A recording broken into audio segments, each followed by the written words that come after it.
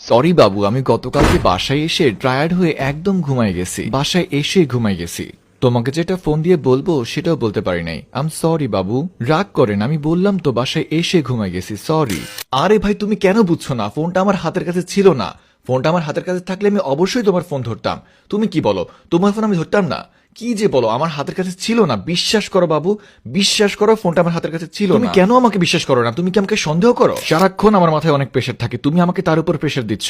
অফিসের মধ্যে গেলে থাকে কাজের প্রেশার, বাসায় আসলেও প্রেশার। একটু যে ঠিকঠাক মতো ঘুমাবো সেটাও পারছি না। এত এত প্রেশার নিয়ে তোমার সাথে কথা বলা যায় বলো? সরি বাবু, আমার ফোনটা কাল সারা দিন বন্ধ ছিল। সারা দিন বন্ধ ছিল জানো, এই জন্য তোমার সাথে কথা বলতে পারি নাই। সরি বাবু, আমি সত্যি সরি। বললাম তো আমার ফোনটা বন্ধ ছিল গতকালকে। দেখো আমাকে একটু বিশ্বাস করো, শুনো আমার কথাটা তো শুনো। আমার ফোনটা গতকাল সারা দিন বন্ধ ছিল। আমি যে তোমার ফোনটা ধরে কথা বলবো সেই সুযোগই তো না, আমার ফোনটা তো বন্ধ ছিল। বাবু আমি বাথরুমে ছিলাম, বাথরুমে থাকা অবস্থায় তোমার ফোন ধরতে পারি নাই। বাবু আমি যে তোমাকে একটা মেসেজ করে বলবো সেটাও পারি নাই। সত্যি কথা, আমি বাথরুমে ছিলাম। তুমি বলো বাথরুমে থাকা অবস্থায় তোমাকে মেসেজ করতে পারতাম? তোমার ফোন ধরতে পারতাম? বলো বলো বলো।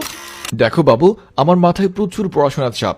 এত চাপ যে তোমার ফোনটা যে ধরবো সেই সময়ই পাই নাই। তোমাকে যে একটা মেসেজ করে বলবো সেটাও পারি নাই। সত্যি পড়াশোনার অনেক চাপ আমার। আজকে অফিসে অনেক কাজ ছিল, কাজের ফাঁকে তোমার ফোনটা যে ধরবো সেই সুযোগই পাই নাই। অফিসের এত কাজের মধ্যে তোমার ফোনটা ধরা যায় বলো? মেসেজ করে যে বলবো সেই